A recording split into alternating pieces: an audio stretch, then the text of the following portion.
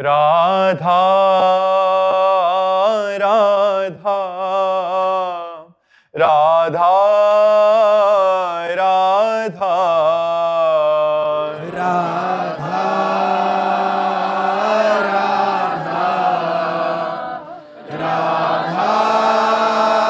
राधा राधा आय राधा राधा राधा राधा राधा राधा राधा राधा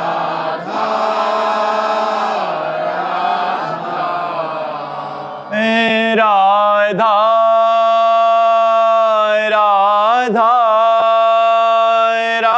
राधा राधा राधा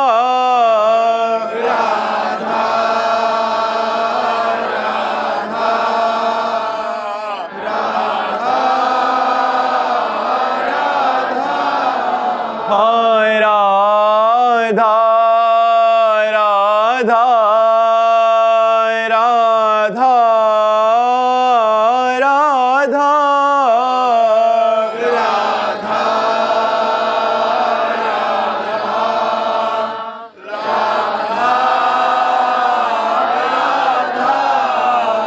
हाय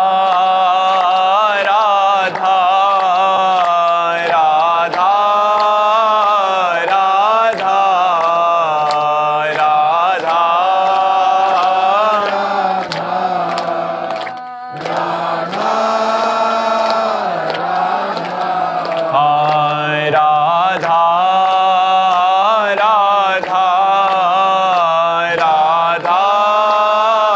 राधा राधा राधा राधा राधा राधा श्री राधा वल्लभ लाल की समस्त संत हरि भक्तन की श्री वृंदावन धाम की सद्गुरुदेव भगवान की। अंकित मिश्रा जी। राधे राधे महाराज जी। राधे राधे महाराज जी। महाराज जी, मुझे खुशी नहीं मिलती, परेशान हो चुका हूं। मतलब सफलता का असली तात्पर्य क्या है महाराज जी? नाम आप क्या खुशी चाहते हो, हमें बताओ। महाराज जी, खुशी आजकल सफलता से, पैसे से, पद से मिल रही है। जितना पैसा आप चाहते हो उतना किसी के पास है, उससे फोन करके बात करके देखो, वो खुशी है क्या? आप जो कुछ भी चाहते हो वो किसी के पास है, लेकिन वो भी खुश नहीं है। अगर उससे मिला जाए तो वो भी मतलब हो करके खुश ना हो, ज्यादा बेहतर से बेहतर ये हो है और दुखी नहीं रहे। देखो, हमारी बात सुनो। एक दिन हमसे प्रश्न हुआ था, सुख किसे कहते हैं और दुख किसे कहते हैं? तो हमारी तरफ से उत्तर हुआ था, मूर्खता को दुख कहते हैं और ज्ञान को, विवेक को सुख कहते हैं। अगर आपके पास विवेक है, ज्ञान है और आप संतुष्ट हैं, तो आप ऐसे संतों को देखा गया दिगंबर जिनके पास वस्त्र भी नहीं है और देवराजेंद्र भी सेवा के लिए ललचाते हैं और बेपरवाह है। तो जिनके पास वस्तु नहीं है उनको हम देखकर झुकते हैं, नहीं झुकते? तो आप समझो, कुछ तो इशारा समझो। जो दिगंबर हैं, नंग धड़ंग हैं, एक कपड़ा भी नहीं है, उनको देखकर हमारे हाथ जुड़ जाएंगे और हम उनको झुकते हैं और उनको देखकर हम खुश हो जाएंगे। तो वो कितना खुशी होंगे आप अंदाज लगा सकते हो। तो खुश वैभव से नहीं, संपत्ति से नहीं, सुंदर स्त्री से नहीं, सुंदर पुरुष से नहीं, सुंदर परिवार से नहीं, खुश भगवान से हुआ जाता है। ब्रह्मभूता प्रसन्नात्मान शोचति न कांक्षति। जो भगवान में चित्त जोड़े हैं वो खुश रहते हैं, वो आनंदित रहते हैं। और जो संसार में चित्त जोड़े हैं वो कितने भी बड़े धनी हो, आप तो मान लो सोच भी नहीं सकते। ऐसे यहाँ धनी आते हैं जिनके हजारों, हजार नहीं, हजारों करोड़ रुपया है और अंततो गत्वा उन्होंने भगवान की शरण ली सुख के लिए। आप सच्ची मानिए, थोड़ा भगवान से जुड़ करके देखिए, आप खुशी के समुद्र में, जैसे मछली को समुद्र मिल जाए तो कितना आनंद, क्योंकि उसका जीवन प्राण जल है और वो तो अगाध जल राशि है। तो सुखी मीन जहां नीर अगाधा, जिम हरि शरण न एको बाधा। जैसे मछली सुखी हो जाती है जब अगाध समुद्र मिल जाता है, ऐसे ही जीव सुखी हो जाता है जब भगवान की शरणागति मिल जाती है, भगवान का आश्रय मिल जाता है, तब खुश हो जाता है जीव।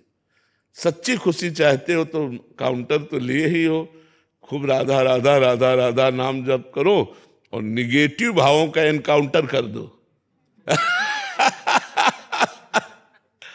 काउंटर से इतना नाम जप करो कि निगेटिव भाव का इनकाउंटर कर दे, तो आप देखो बच्चा पॉजिटिव, पॉजिटिव में खुशी है, पॉजिटिव में ही खुशी है। निगेटिव विचार हमारे हर स्थिति में हमको जलाते रहते हैं।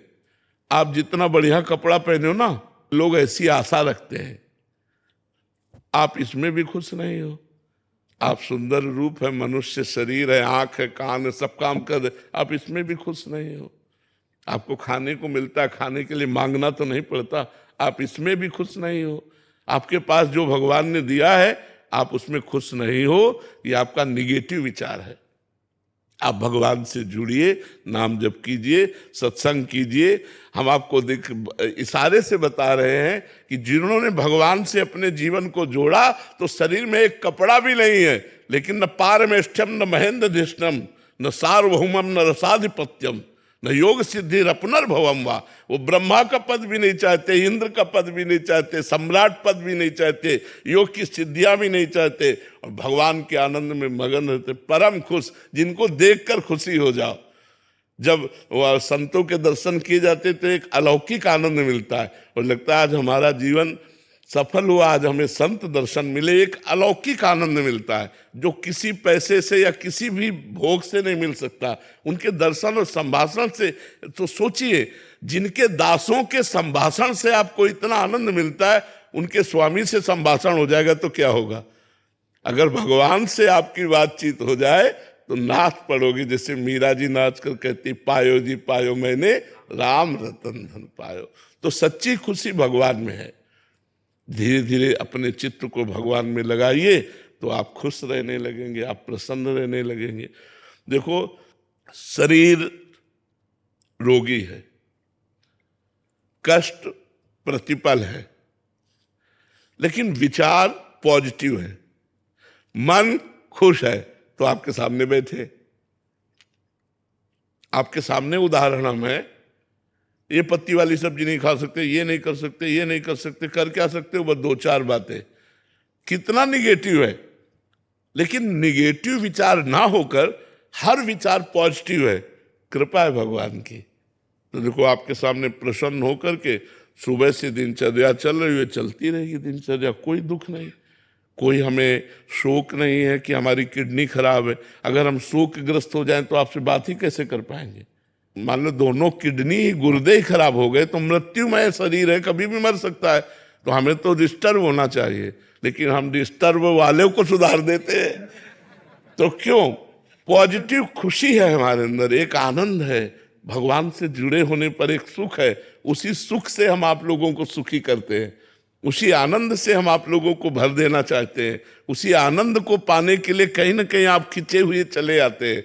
तो वो रुपए में सुख नहीं है, वो किसी पद में सुख नहीं है, वो किसी भोग में सुख नहीं है, वो भगवान में है। भगवान को कहा गया, जो आनंद सिंधु सुख राशि, जो आनंद के समुद्र, सुख की राशि, ढेर सारा सुख दे देने वाले, उन भगवान से हम जुड़े तो हमें हर जगह सुख मिलने लगेगा। सब जगह सुख, दसों दिशाएं आनंदमय हो जाएंगी। भाव कुभाव अनख आलसहु, नाम जपत मंगल दिशि दसहु। दसों दिशाओं में कहीं भी होंगे हम खुश होंगे, हम आनंदित रहेंगे भगवान से जुड़ने पर। शिवम जी दिल्ली से। श्री हरिवंश महाराज जी। महाराज जी, आपके चरणों में दंडवत प्रणाम। महाराज जी, आप जैसा कहते हैं कि तुम भगवान के अंश हो, तुम कुछ भी कर सकते हो, कुछ भी। हमें भी अब विश्वास है कि हम कुछ भी संसार में कर सकते हैं, लेकिन भगवत प्राप्ति के लिए हमें अपने ऊपर तनिक भी विश्वास नहीं है। हमें केवल महापुरुषों एवं संतजनों, गुरुजनों की चरण कृपा से ही दृढ़ विश्वास है इसी कि से हम हो जाएगी, इसी से हो जाएगी, इसी से हो जाएगी। बिना महापुरुषों के चरणों का आश्रय लिए भगवत प्राप्ति होना ही कठिन है, दुर्लभ भी है। लेकिन महात्पाद रजोभिषेकम, अगर महापुरुषों के चरणों का आश्रय है, संतों के प्रति ये भाव है कि हमें भगवत प्राप्ति करा सकते हैं, तो निश्चित इससे भगवत प्राप्ति हो जाएगी। और यही भरोसा दृढ़ रखना। तो भगवान संतों की कृपा से बहुत जल्दी प्रसन्न होते हैं। जिन पर संतों की कृपा होती है उनको भगवान बहुत सहज में दर्शन दे देते हैं। इसलिए खूब भगवान का नाम जप करो, अच्छे आचरण करो, गंदे बच्चों के संग से बचो, गंदे आहार से बचो, बस फिर धीरे धीरे आगे अध्यात्म उन्नति होती जाएगी। जी जाह्नवी जी। राधे राधे। राधे राधे महाराज जी। महाराज जी, मैं हमेशा डर में क्यों रहती हूँ महाराज जी? अंदर के डर से मुक्ति कैसे पाऊं मैं? निर्भय भगवान के चरणारविंद है। जब तक भगवान का भरोसा नहीं होगा और भगवान का भजन नहीं होगा, तब तक डर नहीं जाएगा। और डर आता है पाप कर्मों से। जब हमारे पाप कर्म होते हैं वो हमको भयभीत रखते हैं, वो हमें डरते रहते हैं। दूसरा डर आता है मृत्यु का। तीसरा डर आता है निगेटिव विचार का, पता नहीं क्या हो जाए। हर चीज में वो संशय पैदा कर देता है, तो आदमी वो डरता रहता है। अरे भगवान है ना, मैं जा रहा हूं, भगवान है, कैसे एक्सीडेंट हो जाएगा? भगवान तो है हमारे साथ। जब हम भगवान को लेकर चलते तो निर्भय हो जाते हैं, और जब हम अकेले चलते तो भयभीत हो जाते हैं। किसी भी विषय पर हमारे माना हमसे गलती हो गई, लेकिन मेरे भगवान है ना। भगवान का प्रण है कि अपने भक्त का पतन नहीं होने देते, नाश नहीं होने देते। मेरे भगवान है, हर जगह रक्षा करेंगे, तो हमें डर नहीं लगेगा। अगर डर का विषय अंदर है तो वो भगवान से जुड़ करके ही निर्भय होगा। जो सभीत माने डर, जो सभीत आवा सरनाई रखियों ताई प्राण की नाई। भगवान कहते हैं यदि संसार से डर कर कोई मेरी शरण में आ जाए तो मैं उसे प्राणों जैसा प्यार करूंगा। आवे तो कोई मेरी शरण में, तो मुझे लगता है भगवान की शरण में होकर भगवान का नाम जब किया जाए तो हम डर से निजात पा लेंगे। क्या बोलने मात्र से भगवान की शरण में हो जाएंगे महाराज जी? पहले शुरू करे, बोलना ही तो शुरू करे, जबान से शुरू करे, हे नाथ मैं आपकी शरण में हूँ, हे प्रियाजू मैं आपकी शरण में हूँ। वो धीरे धीरे गले से उतरेगा नीचे में, फिर हृदय से आने लगेगा, हे नाथ मैं आपकी शरण में हूँ। पहले शुरू तो करे, जबान से तो शुरू करे। महाराज जी, जैसे आपने बोला नेगेटिव विचार, तो नेगेटिव विचार को जो हमारी परिस्थिति आई है उसको बदलने की आकांक्षा अंदर होनी चाहिए, प्रभु इसको बदल दो, या उसी विचार में या उसी परिस्थिति में वो पॉजिटिव हो जाता है? हाँ, पॉजिटिव हो जाता है, बदलने की नहीं, परिस्थिति की बदलने की मांग नहीं होती।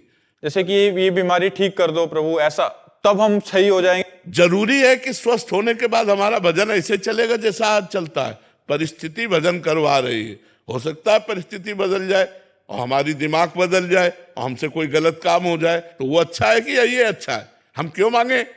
अच्छा जिसमें होगा वो वही करेंगे। मंगल भवन है, किडनी नहीं ठीक है तो हर क्षण भय बना रहता है, या मर जाओगे, चुपचाप राम नाम कहो, राधा।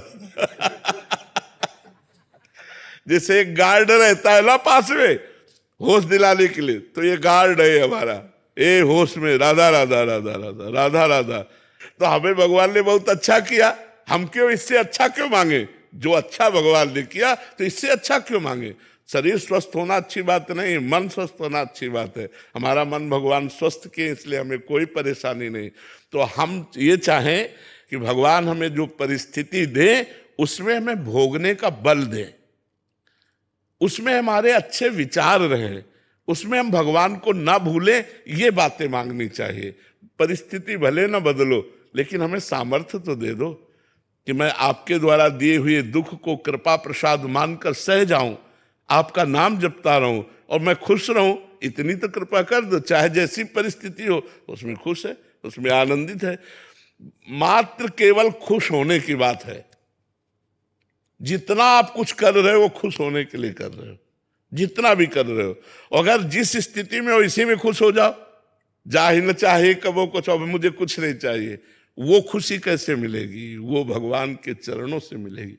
देखो केवट जब भगवान के चरणों को धो रहा है ना, तो अति आनंद उमग अनुरागा चरण सरोज पखारन लगा। इसके बाद भगवान सिया जू की अंगूठी देते हैं, तो क्या कहता है? अब कछुनाथ मिल गई खुशी।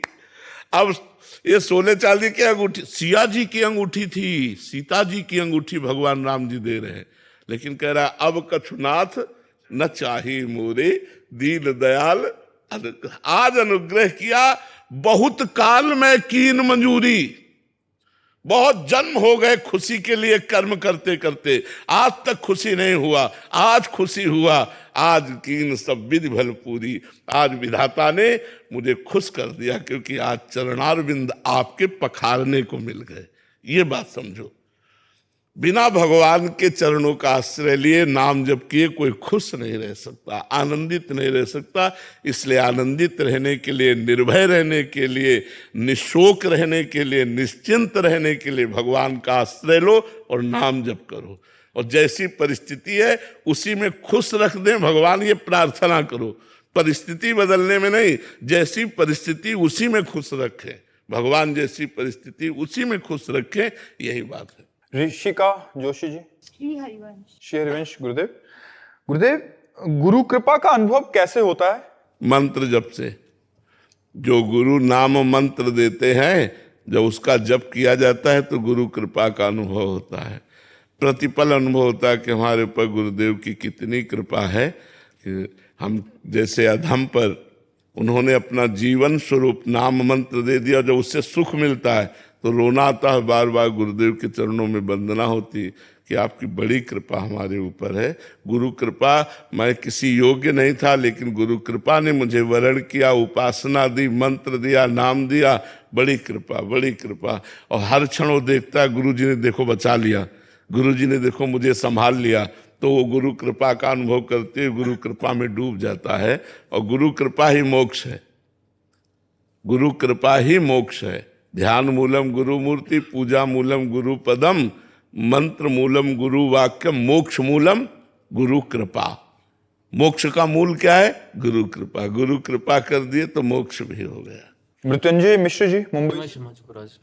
राधे राधे महाराज जी। महाराज जी, जानते हुए भी कि गुरुदेव ब्रह्म स्वरूप हैं, परंतु गुरुदेव को शारीरिक कष्ट और उनके भविष्य में शरीर त्याग के संभावना से ही मन अशांत हो जाता है। ये आकांक्षा भी मन में आती है कि कहीं गुरुदेव शरीर के अंतर्गत होने पर कहीं माया पुनः अपने जाल में ना। ये आपके नहीं, सबके आती है, सबके हृदय में। जो गुरु प्रेमी जन है तो उनको ये लगता है कि आज हमारे सामने हैं, आज उनकी हम सुरक्षा में हैं, वो हमें उपदेश दे रहे हैं, हमारा कोई प्रश्न हो तो उसकी समस्या का समाधान है, वो हमें डांट भी रहे, दुलार भी कर। पर जब ये न रहेंगे तो फिर प्रगट में तो अंतर ध्यान लीला होती ही है, तो ये तो बना ही रहेगा। इसका नाम मृत्यु लोक है। या अगर भगवान ने भी अवतार लिया है तो अंतर ध्यान की लीला की है। तो ऐसे गुरुदेव भगवान का भी शरीर समय पर पूरा हो जाएगा, पर गुरुदेव भगवान नहीं अंतर ध्यान होते। शरीर भले छूट जाए, जब हम गुरु से प्रेम करते हैं तो जो हमको गुरुदेव भगवान ने बच्चापन में मंत्र उपदेश किया था, वो बहुत बार स्वप्न में आकर हमसे बातचीत किए। तो वो तत्व है ना, वो रूप धारण करके, और प्रगट में जो गुरुदेव हैं वही तो हैं। रूप बदल गया, रूप बदल गया, गुरुदेव ने रूप बदल लिया, लेकिन वही गुरुदेव हैं। गुरु तत्व तो वही है, वही कृपा कर रहा है। तो तुम्हारा प्रेम ही गुरु तत्व के रूप में हृदय में बैठकर तुम्हारा अनुशासन करेगा। प्रगट में शरीर का कष्ट या शरीर का छोड़ना, ये दोनों होंगे होंगे। बड़े बड़े महापुरुषों के होते हैं। तो ये लीलाएं बड़ी विचित्र लीलाएं हैं, क्योंकि संतों का आखिरी जन्म होता है। तो बहुत जन्मों का सब हिसाब किताब थोड़ा थोड़ा करके पूरा करवा के भगवान अपने धाम बुला लेते हैं। तो शरीर तो नाशवान है, इसने जो जो कर्म पूर्व में किए हैं उनका हिसाब उसको भोगना पड़ता है। तो शरीर चूंकि पांच भौतिक, इसलिए नष्ट भी होगा, लेकिन गुरु का जो स्वरूप है वो दिव्य है, वो तो कभी नहीं जाएगा, वो तो आपके हृदय में रहेगा जब तक आपका कल्याण नहीं हो। एक नाथ जी की भागवत में हमने पढ़ा कि जब शिष्य गुरुदेव का वरण करता है सच्चे भाव से, तो उसी समय गुरुदेव की मानस मूर्ति शिष्य के मन में बैठ जाती है। और जब तक शिष्य का कल्याण नहीं होता तब तक गुरुदेव उनके मन से नहीं हटते। तो ये मूर्ति प्रगट की तो हट जाएगी, लेकिन आपने जो मानस वर्ण किया है, वो मानसिक गुरु मूर्ति आपका कल्याण करके ही आपको अपने साथ ले जाएगी। प्रगट में तो बड़े बड़े महापुरुषों की, जब प्रथम हमें गुरु मंत्र मिला तो 2 ही वर्ष गुरुदेव भगवान रहे, अंतर ध्यान हो गए तो हम विकल हो गए कि 13 वर्ष की अवस्था, अभी 15 वर्ष के हुए और गुरुदेव चले गए तो हमारा मार्ग कौन बताएगा। फिर गुरुदेव ने ही धैर्य दिया, फिर महावाक्य के जो गुरु जी मिले, फिर उनसे मार्गदर्शन, फिर संन्यास मार्ग का दर्शन, फिर अब ये तो गुरुदेव रूप बदलते गए और हाथ पकड़ कर आगे चलाते गए। तो ये विश्वास रखे कि गुरु तत्व तो हमें कभी छोड़ेगा नहीं, हमारा निश्चित परम कल्याण कर देगा। लेकिन प्रगट में ये लीलाएं होती हैं, अंतर ध्यान होना, शरीर छूट जाना। महाराज जी, हमारे जैसे अधम को तो आप स्वप्न में भी नहीं आते हैं। हम इतने अधम हैं कि आप स्वप्न में भी नहीं आते। आना स्वप्न में या ना आना कोई खास बात नहीं है। स्वप्न में आना या ना आना कोई खास बात नहीं है। हमारा प्रगट में भाव दिव्य होना चाहिए। स्वप्न में कभी कभी हमारा मन ही गुरु बन करके दर्शन दे देता है। स्वप्न में मन ही तो सारा खेल करता है।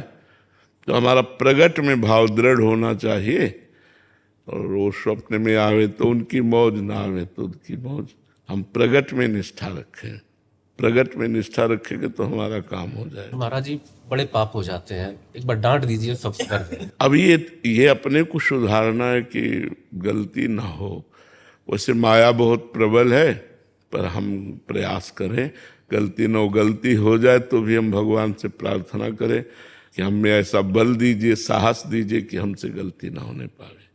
ठीक है, नाम जप करो, मंत्र जप करो, उसी से बल जागृत होता है। राधा राधा महाराज जी, राधा रानी की कृपा से आपके श्रीमुख से सुना है कि नाम जप करना है। महाराज जी शुरू किया है, और महाराज जी भक्तों का चरित्र देखते हैं, सुनते हैं, वृंदावन आके संतों को देखते हैं, भक्तों को देखते हैं। महाराज जी मेरा क्या होगा महाराज जी, इन सबको देख के तो लगता कि बहुत अच्छा होगा, आप चिंता मत कीजिए, बहुत अच्छा होगा। एक आदमी कमा के करोड़पति बनता है, एक आदमी को करोड़पति गोद ले लेता है, तो करोड़पति तुरंत हो गया कि नहीं हो गया?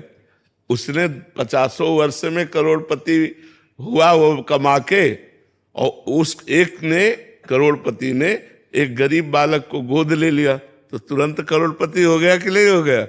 तो गुरु मानो आपको गोद ले लिए।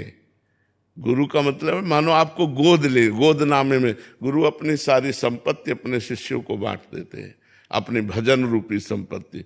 तो हमारा वही होगा जो गुरु का होगा, क्योंकि मैं गुरु का हूँ, संत का हूँ, ऐसा निश्चय कर लेना चाहिए। यतीश कुमार जी, हिमाचल। श्री हरिवंश महाराज। श्री हरिवंश महाराज जी, महाराज जी श्री जी की कृपा से बचपन से ही भागवतिक वातावरण मिला और विविध शास्त्रों को पढ़ने का भी सौभाग्य मिला, परंतु 3 वर्ष से जब से आपका सत्संग सुनना आरंभ किया है, तब से ये पूर्ण विश्वास हुआ कि नाम जप, शुद्ध आचरण, आश्रय और कृपा से मुझ अधम को भी आपके आशीर्वाद से भगवत प्राप्ति संभव होगी।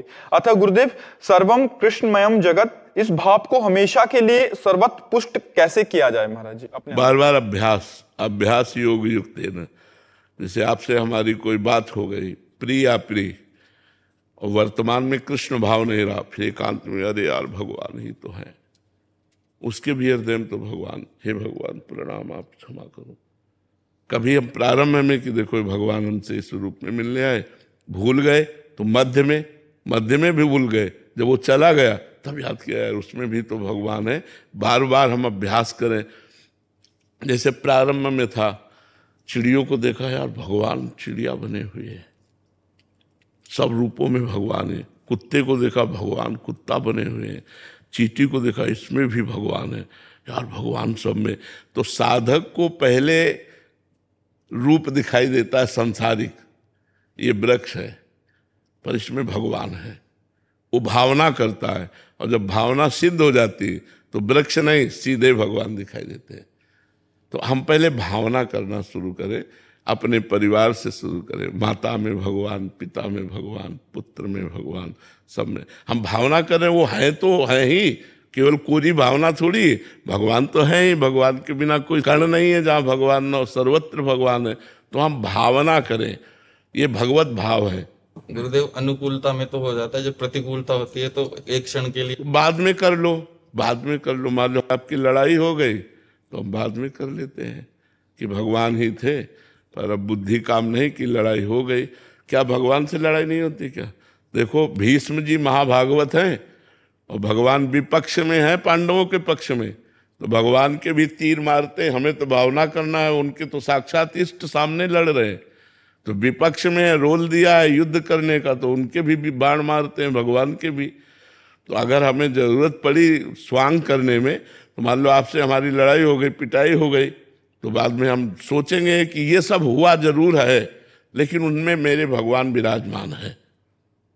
ये बात जब अगर हम बार बार अभ्यास करेंगे तो वो अभ्यास धीरे धीरे जल्दी आने लगे, इसमें भी भगवान, इसमें। अब जैसे इतने रूप मिलते हैं तो सब में भगवान है, इतने रूपों में भगवान आकर हमें दर्शन देते हैं, इतने रूपों से भगवान हमें प्यार कर रहे हैं। ये भावना ही है ना, ये भाव है, भगवत भाव कहते हैं इसे। तो ये अभ्यास करते रहो, नाम जप करते रहो, अभ्यास करते रहो, तो धीरे धीरे धीरे धीरे परिपक्व, जब प्रतिकूलता में भगवान दिखाई दे तब असलियत में हमारा भाव परिपक्व होने लगा। अनुकूलता में तो लगता है कि भगवान ने आकर रबड़ी खवा दी, और जब भगवान ने आके गाली दी तब नहीं लगता कि भगवान ने आके गाली दी। देखो भगवान कितने कृपालु, गाली देकर हमको मजबूत कर रहे हैं, उस समय भाव ये आता है। हाँ, धीरे धीरे धीरे धीरे खूब नाम जप करो, ऐसा भाव आ जाए। निकिता अग्रवाल जी नेपाल से। राधे राधे महाराज जी। महाराज जी, श्री कबीरदास जी महाराज जी कहते हैं कि दुख में सुमिरन सब करें, सुख में करे ना कोय, जो सुख में सिमरन करे तो दुख काहे को होए। महाराज जी, हम ऐसा क्या करें जिससे सुख के समय भी श्री जी का अनन्य और निरंतर सिमरन चलता रहे? देखो अभ्यास में ये सामर्थ्य है। जब हम स्वस्थ होते हैं तो हमें विषय भोग सुहाते हैं, भजन अच्छा नहीं लगता, और जब दुख होते हैं तो उसकी पीड़ा से मन व्यथित रहता है, दुख का चिंतन करता है, तो भजन नहीं होता। न सुख में भजन होता है, न दुख में भजन होता है, भजन करने से भजन होता है। यदि हम हर परिस्थिति में भजन का अभ्यास करें तो चाहे सुख की परिस्थिति हो, चाहे दुख की परिस्थिति हो, भगवान का सुमिरन निरंतर चलने लगेगा। इसके लिए अभ्यास योग युक्तेन चेतसा नान्यगामिना, ऐसा अभ्यास करो, सुख में, दुख में, संपत्ति में, विपत्ति में, लाभ में, हान में, सुख दुखे समय कृत्वा लाभा लाभो जया जयो। हर परिस्थिति में भगवान का स्मरण चले। ये अभ्यास से होता है, स्वतः नहीं होता कि सुख में स्वतः सुमिरन हो या दुख में सुमिरन हो, यह अभ्यास से होता है। दुख में संसारिक लोग याद आते हैं, सुख में अभिमान में भूल करके वो विषय भोग भोगना चाहता है। इसलिए भगवान के भजन का तो कहीं समय है ही नहीं, उसको हमें अभ्यास के द्वारा निरंतर लाना पड़ेगा। अगर कोई कहे, एक जैसे साधक कह रहे थे कि मैं खुशी चाहता हूं, सब कुछ है पर मैं खुश नहीं हूं, तो खुशी कहां मिलेगी? तो उन्होंने कहा परिस्थिति बदल जाए, मैं जितनी लेवल पे हूं उसके ऊपर बन जाए। तुम कहा उतने आप जितना सोच रहे हैं तो भगवान की सृष्टि में वैसे भी लोग हैं, और हम वैसे भी लोगों से मिलते हैं, हमको वो भी खुश नहीं आए समझ में। अभिनेत्री, मिस एशिया, अभिनय करने वाले नेता, सबसे मिलते हैं, लेकिन खुशी जिसे कहते हैं, खुशी कहते हैं प्रसन्नता। प्रसन्नता ब्रह्मभूता प्रसन्नात्मा, न सोचति न कांक्षति।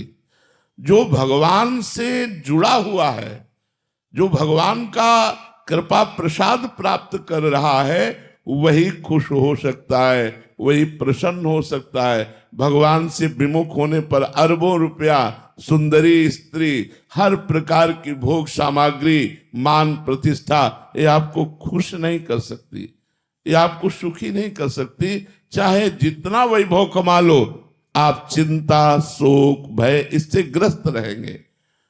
तो हम जिसे सुख समझते हैं वो सुख नहीं, सुख की छाया है। जैसे छाया पकड़ में नहीं आती, ऐसे सुख पकड़ में नहीं आता। ये हमारे प्रभु गिरधर की माया है। अगर सुख पकड़ना है तो भगवान का नाम जप करो। नाम जप ऐसा अभ्यास करो, उठते बैठते चलते फिरते खाते पीते, भूख में प्यास में, सर्दी में गर्मी में, मान में अपमान में, सब परिस्थिति में हमारा नाम न छूटे, तब बात बनेगी। तो हमारा दुख दुख ही नहीं होगा। जब नाम जप करेंगे तो दुख दुख ही नहीं होगा, दुख सुख प्रदान करेगा। आप सच्ची मानिए, इसीलिए हम अपना उदाहरण देते हैं। भारी कष्ट में भी एक अंदर आनंद रहता है, एक खुशी रहती है। मरने की बात भी सोचने पर एक खुशी रहती है कि मरूंगा तो अपनी श्री जी से मिलूंगा। अब मुझे कोई नहीं रोक सकता, श्री जी से मिलने से कोई नहीं रोक सकता। कोई माया की ऐसी ताकत नहीं कि श्री जी से मिलने से रोक दे, नहीं, अब नहीं रोक सकती।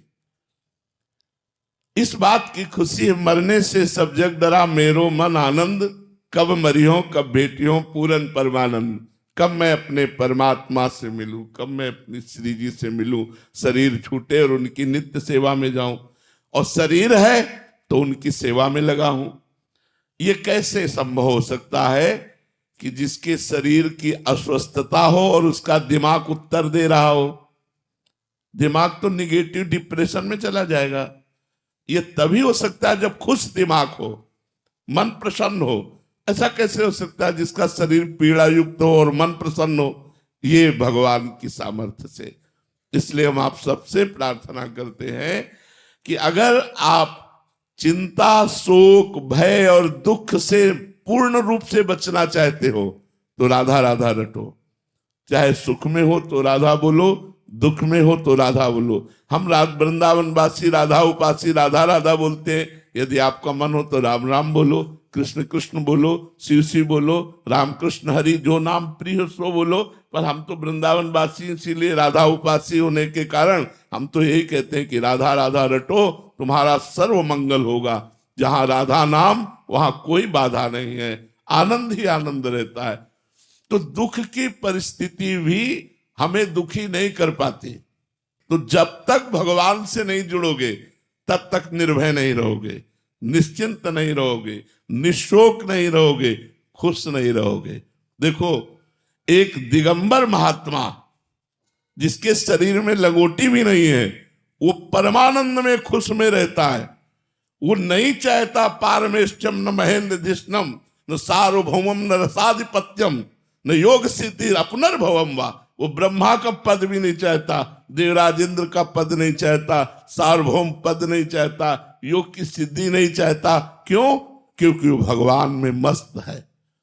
जिसकी चित्तवृत्ति भगवान से विमुख है, कुछ भी कर ले, सुखी हो जाना तो हमें बता देना कि हम सुखी हो गए। सुखी होने का मतलब है जब ये निकलने लगे, अब कछुनाथ न चाही मोरे। जब ये निकलने लगे तो मान लेंगे कि आपको सुख मिल गया। बोलो, सृष्टि में ऐसी कौन सी वस्तु, व्यक्ति, स्थान, पद है जिसके प्राप्त होने पर आपके मन में ये आ जाए कि अब कछुनाथ न चाही, मिल गया मिल गया? ये कभी नहीं हो सकता। ये तभी होगा जब भगवान मिल जाएंगे। जिनके पाने के बाद कोई पाने की इच्छा नहीं रहती, वो सिर्फ भगवान है। कोई वस्तु, व्यक्ति, स्थान से हम तृप्त होने वाले नहीं, क्योंकि हम भगवान के अंश हैं। इसलिए हमको हर परिस्थिति में नाम जप करना, ये अभ्यास करें। अभ्यास से ऐसा हो जाएगा। ये स्वतः भजन नहीं होता, स्वतः भजन सिद्धों का होता है। साधक को भजन करने का अभ्यास करना होता है। अरुण कुमावत जी राजस्थान से। राधे राधे महाराज जी। महाराज जी, आप कह रहे हैं कि आप न्यायाधीश हैं। महाराज जी, आपका एक प्रश्न है कि जब विधि और अंतरात्मा अलग दिशा में संकेत दें, तब न्यायाधीश को किसका आश्रय लेना चाहिए? अंतरात्मा का लेना चाहिए और समय देना चाहिए न्याय के लिए। एक जज स्वामी हुए हैं, नारायण स्वामी उन्हें कहते हैं। तो एक आदमी को उन्होंने फांसी की सजा दी। वकीलों के द्वारा जो साक्ष्य दिए गए, सबूत दिए गए, उनके अनुसार फांसी की सजा दी। वो रोते हुए जिसको फांसी की सजा दी कहा कि आपने तो सजा दे दिया, लेकिन फिर भी मैं आपसे कहता हूं मैं निर्दोष हूं। मैं अपराधी नहीं हूं, सजा तो आपने दे दी, लेकिन मैं फिर भी कहता हूं मैं निर्दोष हूं, और रो के बोला। उनका हृदय हिल गया। उन्होंने कहा अगर कोई परमात्मा है और सबके हृदय में है और ये रो के बोल रहा मैंने फांसी की सजा दे दी, तो मुझे संकेत मिलना चाहिए। अंदर से संकेत मिला है निर्दोष है, अंदर से एकदम शीतलता हुई, आया निर्दोष है। तो उन्होंने कहा कि अपने निर्णय को मैं यही रोकता हूं, कुछ तारीख और देखने के बाद सही निर्णय मैं दूंगा, मैं अपने निर्णय को यही स्थगित करता हूं। नीचे की अदालतों से अपने आप वकीलों द्वारा, जो उसके वकील थे, वो साक्ष्य आ गए कि वो निर्दोष है और उसको मुक्त कर दिया। बस उन्होंने संन्यास ले लिया। उनको ऐसा वैराग्य हुआ कि वो हरिद्वार गए और वहां गुरु की खोज की। तो जिससे कहते हैं मैं जज हूं, सारी संपत्ति आपको दूंगा, मुझे दीक्षा दे दो, फौरन तैयार हो जाता। जो तैयार हो जाते तो कहते गंगा स्नान करके आता हूं, दोबारा उनके पास नहीं जाते। कि जो मेरे जज पद का सम्मान करता है, जो मेरी जज की प्राप्त की हुई संपत्ति का लोभ रखता है, वो मेरा गुरु हो ही नहीं सकता। अंततो गत्वा उन्होंने क्या करने की सोची। तो एक पहाड़ के शिखर पर खड़े होकर जे गिरना चाहते तो पीछे आवाज आई, ये तुझे गुरु चाहिए, पीछे मुड़कर देख। तो एक महापुरुष खड़े हुए थे, उनका वहीं से सुन, नजदीक आने की जरूरत नहीं। नारायण नारायण नारायण, और बस अंतर ध्यान हो गए। बस उन्होंने नारायण, उनका नाम ही नारायण स्वामी पड़ गया।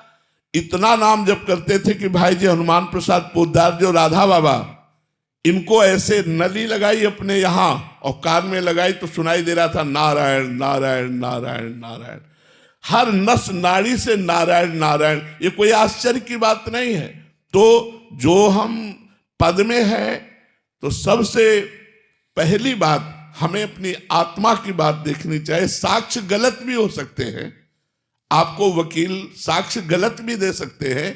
अगर कहीं ऐसा संशय है तो हमें आत्मा की बात माननी चाहिए और उस मुकदमा को आगे बढ़ाना चाहिए, तारीखें बढ़ा देनी चाहिए, जिससे साक्ष्य सही मिल जाए और हम उसे बचा पाए। निर्दोष की रक्षा करना और दोषी को दंड देना, ये न्यायाधीश का परम कर्तव्य है। कहीं ऐसी गलती अगर हो गई कि दोषी मुक्त हो गया और निर्दोष दंड पाया, तो वो फिर अपने को जाकर आगे कर्म बिगड़ गया तो वो दुख देगा। इसलिए बहुत सावधान रहने की जरूरत है। कलंगी जी गुजरात से। राधे राधे महाराज जी। महाराज जी, सच्चे गुरु के मिलने पर हृदय में किस प्रकार की प्रेरणा होती है? क्या कोई भागवतिक संगीत मिलता है क्या? पहली बात तो यह है कि सच्चे और कच्चे, ये हमारी सामर्थ्य तो है नहीं कि पहचाना जा सके, लेकिन जिनकी बात सुनकर हमारा हृदय शीतल हो जाए, जिनके दर्शन करने से हमारा मन प्रसन्न हो जाए और ऐसा लगे कि मैं देख तो पहली बार रहा हूं, लेकिन ऐसा लगता है मैं इनसे बहुत बार मिला हूं, और जिनके समीप से हटने का मन ना हो, और जिनके दर्शन और संभाषण से गलत आदतें छूटने लगे और भगवत मार्ग पुष्ट होने लगे, बस उन गुरुदेव भगवान के वचनों का आश्रय लेकर, चरणों का आश्रय लेकर परमार्थ में चल देना चाहिए। क्योंकि प्राकृतिक बुद्धि के द्वारा सत्य सच्चिदानंद भगवान में स्थित महापुरुष की आप किसी भी बाह्य लक्षणों से नहीं जान सकते, बिल्कुल नहीं जान सकते, बिल्कुल नहीं जान सकते कि ये ब्रह्म बोध संपन्न है या आत्म स्वरूप में स्थित है। बाह्य चेष्टाएं ऐसी होंगी आप जान ही नहीं पाओगे। जैसे माँ अपने बालक का सुंदर श्रृंगार करके काजर का टीका लगा देती है, ऐसे भगवान अपने जनों को सिद्ध करके कोई न कोई एक दो बिंदु ऐसे छोड़ देते हैं, जिससे संसारी आदमी उसी में उलझा रहता है कि अगर ऐसा तो फिर ऐसा क्यों, अगर ऐसा तो ऐसा क्यों। वो क्यों में उलझा रहता है, और जो श्रद्धावान होते वो लाभ लेकर निकल जाते। इसके बाद शरीर पूरा हुआ, तब जीवनी पढ़ के कहते वो तो महापुरुष थे। वर्तमान में महापुरुषों में ऐसे भगवान जैसे माँ अपने बच्चे को श्रृंगार करती है, 2 टीका ऐसे लगा दिए। पूछो क्यों? इतना साबुन से धोया, काला टीका क्यों? बोले किसी की नजर न लगे। तो भगवान भी अपने भक्त को सर्वांग सजा देते हैं और 1-2 बातें ऐसी छोड़ देते हैं जिससे संसारी आदमी ये देख कर कि अरे यार ये महापुरुष नहीं हो सकते। अगर महापुरुष है तो ऐसा क्यों? बस क्यों और में वो फंसा रहता है। तो हमें सीधी बात समझनी है, जिनकी बात सुनने से, जिनके दर्शन से, जिनके सानिध्य से हमारा जीवन बदलने लगे, स्वाभाविक हमें भगवान की तरफ प्रेरणा मिलने लगे, असत मार्ग का त्याग होने लगे। जान लेना चाहिए हमें गुरुदेव मिल गए और उनकी शरण में होकर उनकी आज्ञा का पालन करना चाहिए। नरेश मित्तल जी गुरुग्राम से। राधे राधे महाराज जी, आपके चरणों में कोटि कोटि प्रणाम।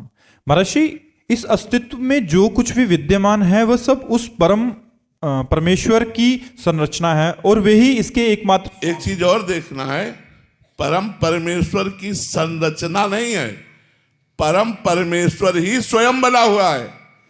इसलिए कह रहा हूं कि आगे का उत्तर आपको मिल जाए।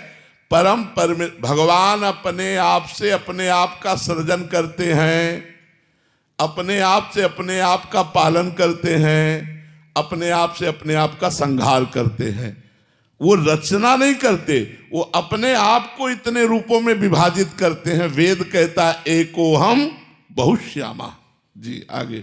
महाराज जी, इसका ज्ञान होते हुए भी मन में मान, बड़ाई और प्रतिष्ठा का भाव सदैव रहता है। नहीं ज्ञान है, ये ज्ञान ऐसा है जैसे स्वप्न में हम अपने को जागते हुए देखते हैं, लेकिन वास्तविक हम जागते नहीं रहते, हम सोते होते हैं। जब जगते हैं तब स्वप्न मिथ्या लगता है, लेकिन स्वप्न में जो जागते रहते हैं उस समय सही लगता है ना, कि हमें लोग मार रहे हैं, हम भाग रहे हैं, या हमें सुख मिल रहा है या दुख मिल रहा है।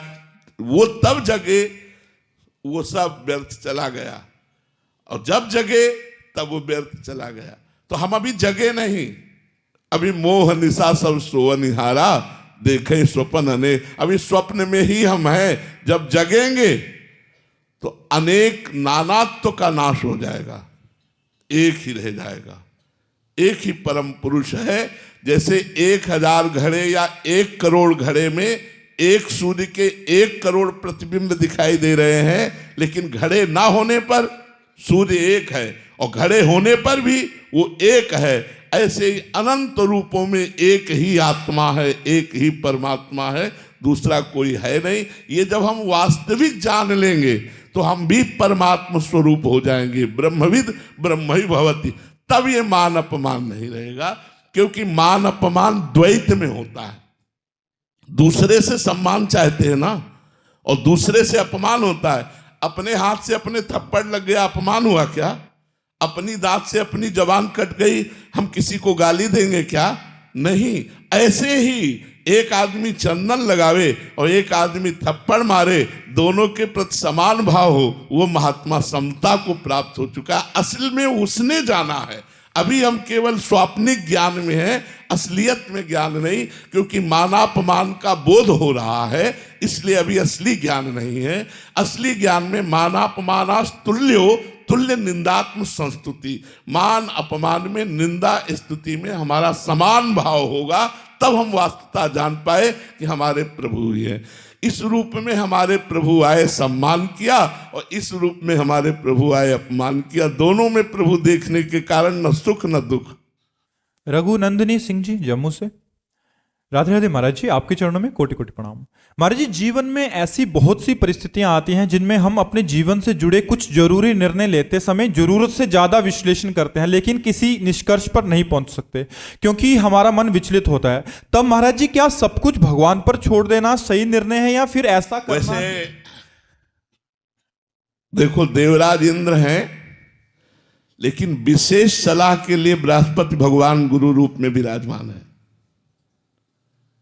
साधारण निर्णय तो स्वयं कर लेते हैं, लेकिन जब विश्वात्मक कोई विशेष निर्णय होता है तो अपने गुरु ग्रह में जाकर बृहस्पति जी से प्रश्न करते हैं और उनसे उत्तर लेते हैं। निर्णय गुरुदेव से लेते हैं।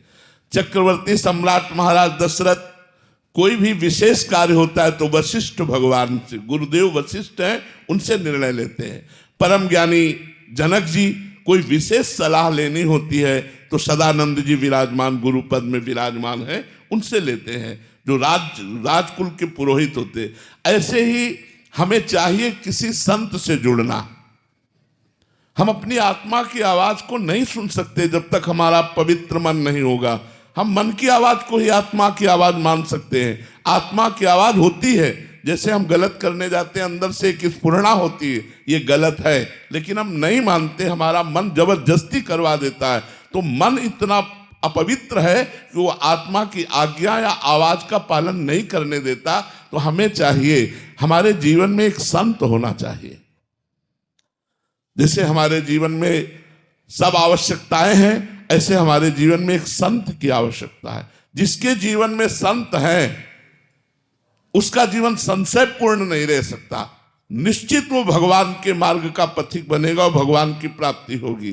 तो हमें लगता है सही निर्णय प्राप्त करने के लिए हमें सत्संग करना चाहिए। सत्संग से विवेक प्राप्त होता है और विवेक से सही निर्णय होता है। तो सत्संगी सही निर्णय करने वाला बन सकता है। तो शास्त्र स्वाध्याय करने में हमारी उतनी मति नहीं लगेगी जितनी मति हमें सत्संग सुनने में लगेगी। अब हमने 10 शास्त्रों की बातें 5 मिनट में बोल दी। जो आप पूरे शास्त्र 10 पढ़ते तब समझते, वो हम 5 मिनट में बोल दिया। आप उसे पकड़ लो, अपने जीवन का कल्याण करो।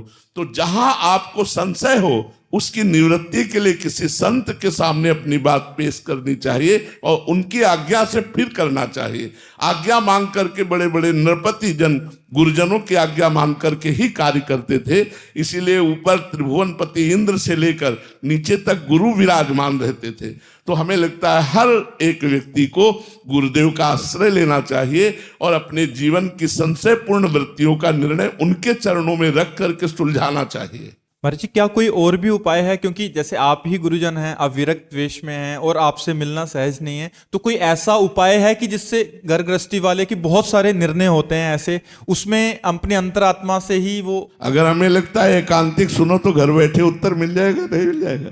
मोबाइल भगवान बड़ी यहाँ सृष्टि कर दिए हैं मोबाइल की, तो घर बैठे संतों की वाणी सुनो, वहीं उत्तर मिल जाएगा। अब इतने एकांतिक हैं, अगर सब एकांतिक सुने हो तो लगभग आपके प्रश्न खत्म हो जाएंगे। क्योंकि कोई प्रश्न कर रहा है, कोई प्रश्न कर रहा है, और सब हमारी ही धरातल के प्रश्न हैं। तो हम उत्तर सुन करके संशय रहित हो सकते हैं। तो यदि हम संत समाज में ना जा पाए तो आजकल यंत्र ऐसे चले हुए हैं, हम यंत्रों के द्वारा, लेकिन मति कीरति गति भूति भलाई, जब जेहि जतन जहां जे पाई, सो जानो सत्संग प्रभाव, लोकहु वेद न अनुपाऊ, लोकहु वेद न अनुपाऊ। और उपाय नहीं है, सत्संग के द्वारा ही हम सही मार्ग में चल सकते हैं, सही निर्णय ले सकते हैं। गुलशन जी जयपुर से। महाराज जी, श्री जी की कृपा से गुरुमुख से सुना है कि भूल से भी हमको किसी अन्य का आश्रय नहीं लेना, लेकिन जब संसार में कोई विपरीत परिस्थिति आती है तो एक बार तो मन कह ही देता है कि चलो अपनी शरणागति में फर्क पड़ जाता है। ये कमजोरी है, ये कमजोरी है, ये कमजोरी। चुपचाप बैठ जाना चाहिए भगवान का आश्रय लेकर। यदि आप हमें दुखी देंगे, विपत्ति देंगे, तो मैं सुख और संपत्ति नहीं चाहता। अगर कोई घटना, कोई परिस्थिति आई है तो ऐसे हो जाओ और आप देख लो भगवान का आश्रय लेते ही निर्णय बहुत आपके पक्ष में होगा। अगर अन्य आश्रय ले लिया फिर गड़बड़ हो जाएगा, फिर तो जो निर्णय सही होना चाहिए उसमें गड़बड़ हो जाए। और अगर कहीं सही निर्णय निकल गया तो हम मारे गए, क्योंकि अब हमारा आश्रय दूसरा बन गया। कह हरिदास ते जीव विमुख भये, जे दूसर कर डारी, बने तो रघुवर ते बने, बिगड़े तो भरपूर। तुलसीदास जी कहते जो औरन ते बने तावरी में पैर धूल, औरन से नहीं, हाँ तुलसी औरन ते बने तावनी में पे धूल, वो हमें नहीं। हमें प्रभु का भरोसा दृढ़ रखना चाहिए। और हम आपसे कहते हैं, देखो इस संसार मार्ग में कोई हमारा सहयोगी नहीं है, क्योंकि हम जिसको देखते हैं हमारा रक्षक, वो खुद दुखी है, वो खुद काल ग्रसित है, वो खुद असुरक्षित है, वो मेरी क्या सुरक्षा कर सकता है। तो भगवान एक ऐसे हैं जो सर्वज्ञ है, सर्वत्र है और परम हितकारी है, हमारे सुहृद, सर्व सुहृद है। तो हमें वैसे कोशिश करनी चाहिए कि हम कोई फोन नंबर न लगावें और सीधे केवल प्रभु से, पर इतना बड़ा विश्वास होना बहुत बड़ी भक्ति का कार्य है। नहीं तो समस्या आते ही आता, उनको फोन लगाओ, वो समस्या का समाधान कर, मारे गए अन्य आश्रय लिया तुम्हारे। नहीं, हमारे तो बस प्रभु ही हैं। अब वो चाहे दंड दें, और चाहे पुरस्कार दें, अब तो जैसे भी हमें प्रभु, गलत है तो अपने प्रभु के हैं, सही है तो अपने प्रभु के हैं, अब वो जैसा चाहे करें, बिल्कुल भगवद आश्रित हो जाना चाहिए। ये भक्त का लक्षण है, संसारिक ऐसा नहीं कर सकता, भक्त ही ऐसा कर सकता है। और महाराज जी अंदर से ऐसा भाव हो कि अंदर प्रेरणा ठाकुर जी ने किया और सामने से भी ठाकुर जी इनसे करवा रहे हैं, तो ये भाव भी ठीक है क्या? क्योंकि बहुत सारे निर्णय ऐसे होते। हाँ, करवाते तो वो ऐसे ही, और कोई सुदर्शन चक्र लेके थोड़ी आते हैं, वो किसी न किसी को अपने ही स्वरूप को भेज देते, करवा देते। एक बार क्या हुआ, कौरवाधिपति दुर्योधन ने परम तपस्वी दुर्वासा जी को 4 महीने चतुर्मास अपने यहां रख करके पवाया, खूब प्रसन्न कर लिया। दुर्वासा जी ने कहा वरदान मांगो। उनके हृदय में भारी जलन पांडवों के प्रति थी, तो उन्होंने कहा कि महाराज मैं एक वरदान मांगता हूं कि जैसे हमारे यहाँ अतिथि स्वीकार किया ना आतिथ्य, ऐसे हमारे भैया के आए युधिष्ठिर के, उस समय वो वनवास में थे, और आप तब जाइए जब द्रौपदी बटलोई से स्वयं पाले, क्योंकि सूर्य भगवान की आराधना करके महाराज युधिष्ठिर ने एक बटलोई प्राप्त की थी। उस बटलोई का ये प्रभाव था कि चाहे 10,000 एक साथ पाओ, हर चीज उसी से निकलेगी, बटलोई से ही, चाहे आप 50,000 पाओ, हर चीज, लेकिन जब द्रौपदी पालेंगी तो उसमें फिर कुछ नहीं निकलेगा। तो बोले जब द्रौपदी पाले तब आप जाइए। तो 60,000 शिष्यों के साथ दुर्वासा जी पहुंचे वन में। युधिष्ठिर जी ने जो ही देखा साष्टांग दंडवत किया, और संतों को देखकर कहा जाता है महाराज पधारो, कुछ जलपान भोजन प्रसाद पाओ। तो दुर्वासा जी ने कहा मैं यमुना स्नान करके आ रहा हूं, आप तैयारी करो। युधिष्ठिर जी भागते हुए कुटिया में गए, द्रौपदी जी से कहा आपने बटलोई में पा लिया? बोले हाँ, वो तो धो के रख दी। मूर्छित हो गए, युधिष्ठिर जी मूर्छित हो गए। अब देखिए इतने महाभागवत हैं, मूर्छित हो गए। द्रौपदी जी ने आकर उनको जला दी। क्या बात हो गई, मेरे पाने की बात सुनकर आप मूर्छित क्यों हो गए? अरे बोले 60,000 शिष्यों के साथ दुर्वासा ऋषि पधारे हैं, आतिथ्य के लिए निमंत्रण दे दिया है, यदि उनको नहीं पवाते तो साप दे के जाएंगे वो, अब क्या होगा?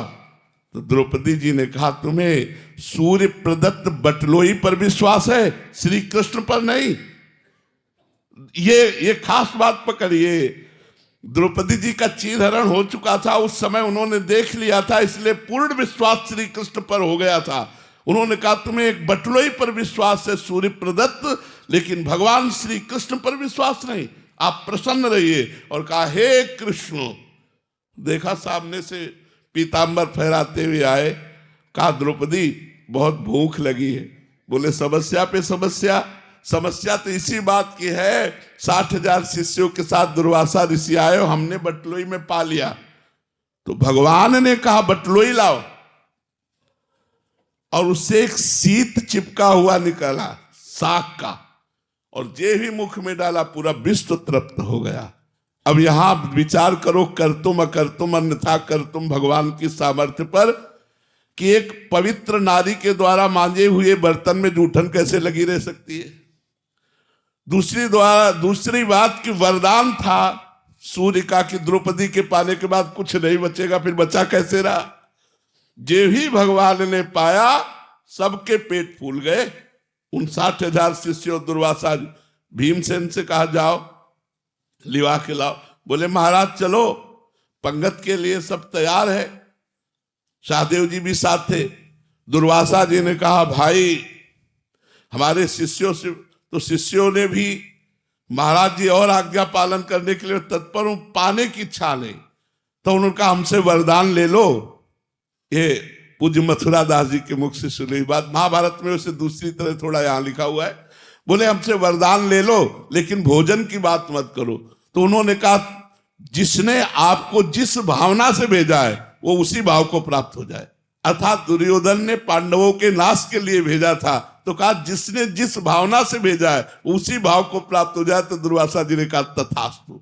तो हमको भागवती घटनाओं से संकेत मिलता है कि हम भगवान पर सीधा विश्वास नहीं कर पाते, हम अन्य विश्वास तो कर लेंगे। मान लो कोई पदाधिकारी है और वो फोन दे के जाए कि देखो कोई समस्या हो तो आप फोन करना, तो हमें उसको इस बात पर विश्वास रहेगा कि हमारा पदाधिकारी, लेकिन भगवान कह रहे हैं अनन्यश्चिन्तयन्तो माम ये जना पर्युपासते तेषाम नित्याभियुक्ता नाम योगक्षेमम वहाम्यहम, मैं उसके योगक्षेम का वान, मुझे इस बात पर विश्वास नहीं, अखिल लोक ब्रह्मांडों के ईश्वर पर विश्वास नहीं और एक पदाधिकारी पर विश्वास हो जाएगा। हे भगवान आप देखो, ये कोई भक्त ही, शरणागत भक्त ही कर सकता है। श्री राधा वल्लभ लाल की।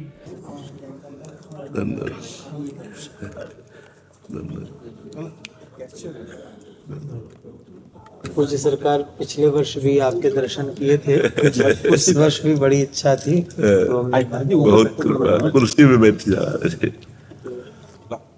महाराज जी के प्रसाद, पूज्य गर्गाचार्य जी महाराज जी, महाराज जी कुर्सी पे आसीन हो जाओ तो अच्छा रहेगा।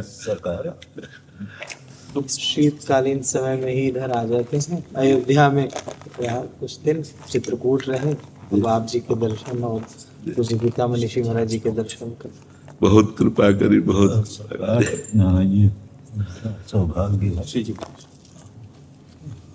महाराज जी केदारनाथ से ही पूज्य सरकार लेके आए थे, ये वहीं का प्रसाद महाराज जी।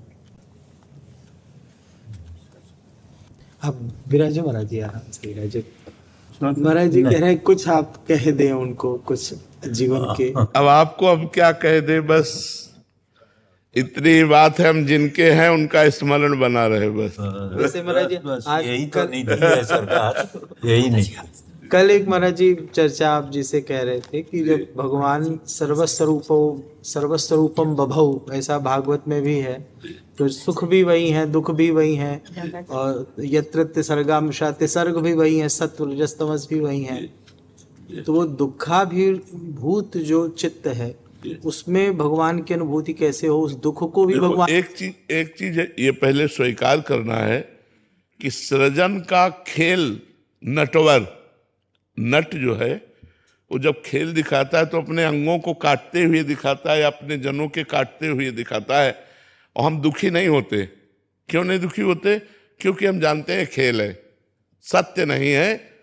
ये नट अपने जमूरे के साथ जो खेल रहा है, ये खेल कर रहा है, ना कि वो काट रहा है। तो हमारा जो नटवर है, नटनागर है, वो सृजन का खेल खेलता है और पालन का खेल खेलता है और विनाश का भी खेल खेलता है। वो अपने आप से अपने आप का सृजन करता है, इतना बड़ा जादूगर है, और अपने आप से अपने आप का पालन करता है और अपने आप से अपने आप का लय करता है, विनाश करता है। तो इसलिए जो दास होता है वो तीनों लीलाएं देख करके भी वो निराश नहीं होता, उदास नहीं होता, दुखी नहीं होता। बड़ी दुखमयी लीला होने पर भी वो सोचता है मेरे भगवान की लीला है। वस्तुतः ऐसा नहीं है, वस्तुतः ऐसा नहीं। विनाश को कोई प्राप्त होता ही नहीं है। पंचभूत पंचभूतों में लय हो गए, आत्मस्वरूप तो निर्विकार सच्चिदानंद है। तो भगवान की लीला होती रहती है तीन प्रकार की। जो विशुद्ध ज्ञानी जन होते हैं वो सृजन, पालन और संहार तीनों में एक स्थिति में रहते हैं।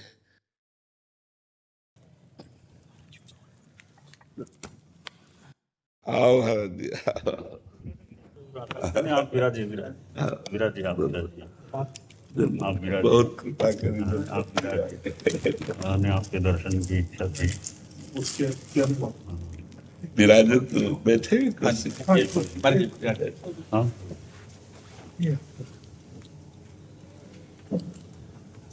आप विराजिए, आप विराजिए।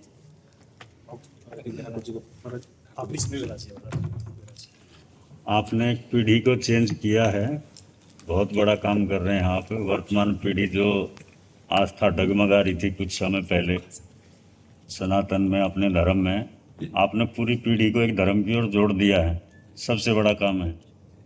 अपनी साधना तो संत लोग करते ही हैं, खुद की बहुत संत करते हैं, सब करते ही हैं मतलब, लेकिन आपने कोई वर्तमान पीढ़ी को पूरा एक आस्था से जोड़ दिया। अपनी जो सनातन आस्था है, धर्म की आस्था है, वो बहुत बड़ा काम किया है। जितना आप संतों के आशीर्वाद से हुआ, इसमें हमारा कोई बल नहीं पूरी है। पीढ़ी को आपने जोड़ा है, वर्तमान युवा पीढ़ी है वो है, ये बहुत बड़ा काम है, सामान्य काम नहीं है। आज आपके नाम से पूरा देश या संपूर्ण विश्व एक तरह से धर्म से जुड़ रहा है। केवल भगवान की कृपा और संतों की दया करुणा से है। हमारी ताकत तो किसी एक को भी बदलने की नहीं है। नहीं, आपकी साधना है, आपका आचरण है, आपका प्रभाव है कि पूरी पीढ़ी को आपने जो धर्म से जोड़ा है, ये इतना बड़ा उपकार है पूरी दुनिया के ऊपर, जिसका कोई शब्दों में वर्णन नहीं कर सकते, बोल नहीं सकते हैं। आप अपना स्वास्थ्य को न देखते हुए, स्वास्थ्य सबको पता ही आपका, फिर भी आप इतना कुछ कर रहे हैं। बस वो आपकी इच्छा थी दर्शन करने की, क्योंकि हम लोग दिल्ली से आए और आपको पता ही पैदल चलते आए। जी। बड़ा तपमय जीवन आप लोगों को, बड़ा तपमय जीवन होता है। और आप चलते क्या है, जन कल्याण करते हैं, सबको दर्शन देते हुए, भिक्षान्न लेते हुए जो आप चलते हैं ना, ये जगत का कल्याण हो रहा है, जगत मंगल हो रहा है। आप मुनि जन जो संत जन विचरण करते हैं, तो तीर्थी कुर्वन्ति तीर्थानि, अपने चरणों से तीर्थों को तीर्थत्व प्रदान करते हुए, जगत मंगल करते हुए चलते। ये तो बड़ा उपकार है आप सब संतों का, जगत के लिए बड़ा उपकार है। आपका बहुत बड़ा उपकार है, बोल चुके ना। आपने जो किया है, पूरी पीढ़ी को चेंज किया है, वर्तमान पीढ़ी एक धर्म से जोड़ा है आपने, अपनी परंपरा से जोड़ा है। जो कुछ लोग भटक रहे थे कुछ समय से, कुछ घटनाक्रम ऐसे हो गए थे, थोड़ी आस्था घट रही थी संतों के प्रति, धर्म के प्रति, लेकिन आपने उस चीज को पूरा कितने गुना बढ़ा के धर्म से जोड़ा है पब्लिक को। ये बहुत बड़ी देन है आपकी, आपका उपकार हमेशा पूरा समाज ये कभी ऋण चुका नहीं सकेगा। आप स्वस्थ रहें, बस यही मंगल कामना है। आपका स्वास्थ्य अच्छा रहे, इसी तरह आपकी धर्म प्रभावना चलती रहे, यही मंगल कामना है। ठीक है ना, क्योंकि बाहर भी बहुत लोग बैठे हैं, ज्यादा उनको भी नहीं। आप विराज जी, आप विराज जी, आप विराज जी, आप विराज जी, आप विराज नहीं, आप विराज जी, आप विराज जी, विराज आप विराज जी हैं। अश्विनी कुमार जी दिल्ली से। राधे राधे महाराज जी। महाराज जी, कई संतों के श्रीमुख से सुना है कि भगवान श्री कृष्ण की प्राप्ति के लिए भक्ति करना बहुत कठिन है, क्योंकि भगवान कृष्ण बहुत कठिन परीक्षा लेते हैं और सभी अपने परिवार वालों को तथा सभी आर्थिक संपत्तियां वस्तुओं को हमसे दूर कर देते हैं, जो कि हम तो अम्बरीश जी के पास फिर तो कुछ नहीं होना चाहिए था। अगर भगवान अपने भक्तों की आर्थिक संपत्ति का नाश कर देते तो अम्बरीश जी चक्रवर्ती सम्राट थे। भगवान देते हैं। विभीषण जी को एक कल्प का राज्य और भक्ति प्रदान की, प्रहलाद जी को भी सिंहासन पर विराजमान किया, ध्रुव जी को अटल पदवी विराजमान की। कैसी बात करते हो? भगवान ममता आसक्ति का नाश करते हैं, पापाचरण का नाश करते हैं, दुर्बुद्धि का नाश करते हैं। भगवान ऐसा नहीं करते। भगवान सबको सुख प्रदान करने वाले मंगल भवन है, उनके द्वारा मंगल कैसे हो सकता है? देखो, हम भगवान के ना होते तो बहुत अपने परिवार 4-5 के बीच में बैठे होते। आज हम भगवान के हैं तो हजारों के बीच में बैठे कि नहीं? आप हमारे नहीं हो क्या? क्या आप लोग हमारे नहीं हो? अगर विचार करके देखो तो आप प्यार देने ही तो आए हो हमें तो चारों तरफ से प्यार ही प्यार मिल रहा है। क्यों? क्योंकि भगवान के हैं, इसलिए। कौन सी बात की कमी है? आप विचार करो, यदि भगवान भक्तों को दुखी देते हैं, सब कुछ नष्ट कर देते हैं, तो आप बताओ हमारे पास क्या नहीं है? अगर आप लोगों को ऐसा लगता है भगवान श्री कृष्ण परीक्षा लेते हैं, तो हमारा पूरा जीवन श्री कृष्ण के ही लिए रहा। हमने तो परीक्षा नहीं देखा, उनका प्यार देखा है, उनका सहयोग देखा है, उनका दुलार देखा है। देखो, एक बात समझना होगा, पहलवान जब अपने चेला को कुश्ती लड़ाता है तो सबसे पहले वो निरीक्षण करता है कमजोर कहाँ है। जैसे यहाँ मारा, उसने कहा अरे अब वहां वो 1000 बार मारेगा और इतना परिपक्व कर देगा कि दूसरा खींच के मारे तो भी उसको फर्क न पड़े। तो श्री कृष्ण जगत गुरु हैं, वो देखते हैं हमारा चेला कमजोर कहाँ है, जहां कमजोर है वहीं उसे पीटते और मजबूत कर देते हैं। देखो, बिना प्रतिकूलता अनुकूलता के सहे अंतःकरण प्रेम लायक नहीं होता। दोनों चीज सहनी पड़ती है, अनुकूलता भी और प्रतिकूलता भी। अनुकूलता में फूले ना और प्रतिकूलता में हम दुखी ना हो। एक शीशा है, ऐसे कंकड़ मारो फूट जाता है नहीं, और गरम ठंडा करके प्रोसेस से उसे जब बनाया जाता है तो बुलेट प्रूफ हो जाता है। गोली मारो तो नहीं, वही शीशा गोली मारो तो नहीं टूटेगा, और वही शीशा कंकड़ मारने पे टूट जाता है। तो भगवान श्री कृष्ण अपने चेला को बुलेट प्रूफ बनाते हैं कि माया का काम, क्रोध, लोभ, मोह, मद, मत्सर, अपमान, ये कुछ भी भगवान के भक्त का बाल बांका न कर सके। आप जिसे परीक्षा कहते हैं, हम उसे पुष्टता कहते हैं। भगवान अपने भक्त को परिपक्व करते हैं, पुष्ट करते हैं। इसलिए गलत धारणाएं मत धारण करो कि भगवान श्री कृष्ण की भक्ति करना कठिन है। हमें तो लगता है संसार की भक्ति करना कठिन है, क्योंकि सब छलिया है, सब स्वार्थी है, सब कपटी है, कोई सच्चा प्रेम करने वाला दिखाई नहीं देता। प्रेमी तो श्री कृष्ण है। इनकी भक्ति क्या कठिन है, आप हमें बताओ क्या कठिन है। हमें तो लगता है आप लोग समझ नहीं पा रहे। तुलसीदास जी के सामने जब सम्राट अकबर ने ताज उतार के रखा तो आंसू आ गए। तो भक्तों ने पूछा क्या बादशाह प्रणाम कर रहा है, इस आनंद की खुशी के आंसू हैं? तो उनका नहीं। तुलसी जब राम का नहीं था तो मांगे टुकड़े नहीं मिलते थे, आज राम का है तो बादशाह ताज उतार के रखता है। आप कैसे बात करते हो? श्री कृष्ण की भक्ति में कठिनाई नहीं है, माया के भोगों को छोड़ना कठिन है। वही कठिनाई हमें लगती है। गंदे आचरणों को छोड़ना कठिन है, गंदा खान पान देखना, सुनना, भोगना, ये छोड़ना कठिन है। इसीलिए श्री कृष्ण भक्ति कठिन लगती है। नहीं बताओ भगवान की भक्ति में क्या कठिनाई है? मधुर मधुर भगवान का नाम स्मरण करें, कृष्ण कृष्ण कृष्ण राधा राधा राधा। जो मिला भगवान को भोग लगा के पा लिया। भगवान के आश्रित हैं, सब कर्म करो। आप जिस कर्म में हो भगवान ने रोका नहीं है, भगवान ने और कर्म में लगाया है। ये भक्ति ये नहीं सिखाती कि आप कर्म छोड़ दीजिए। जो जहां है, जिस मार्ग में है, अपने कर्तव्य पर डटो और नाम जप करते रहो और अपने कर्म को भगवत अर्पित कर दो, हो गई भक्ति। बताओ भक्ति में कौन सी कठिनता है? कठिनता है पापाचरण छोड़ना, गंदी बात छोड़ना, गंदा भोजन छोड़ना, गंदे दृश्य देखना छोड़ना, यह कठिन है। इसीलिए कठिन जान पड़ती है। महाराज जी, क्या अभी आप गुरुजनों ने सरल बना दिया? नहीं तो इतना कठिन मान्यता हो गई थी कि केवल सब कुछ घर परिवार छोड़ने के बाद ही भजन किया जा सकता। नहीं नहीं, बिल्कुल गलत बात, बिल्कुल गलत बात। हम फिर कह रहे हैं तुम्हारे परिवार में 5 लोग होंगे, हमारे परिवार में 500 लोग हैं। जब वो परमात्मा जिसकी हम शरण में हैं वो हमें देख रहा है तो आवश्यकताओं की पूर्ति कर रहा है, सब कर रहा है। आप चिंता क्यों करते हो? त्याग का मतलब है मन को भगवान में लगाना, जगत से हटाना। अगर हमारा मन फंस जाए तो लंगोटी और कमंडल में फंस जाए, उसी से दुर्गति हो जाए, और मन भगवान में लग जाए तो पूरा राजपाट वैभव, कोई फर्क नहीं पड़ता। सावई मना कृष्ण पदारविंदयो। मन भगवान में लगाने की बात है। भागने की जरूरत नहीं है, छोड़ने की जरूरत नहीं है। क्या छोड़ोगे? कहां जाओगे? क्या इसके और वस्त्र नहीं बनते? क्या पीला पहन लेना ही क्या बाबा जी है? क्या लाल पहन लेना ही बाबा जी है? ऐसा तो नहीं है। हमारा मार्ग है विरक्त मार्ग, इसलिए हम चल रहे हैं।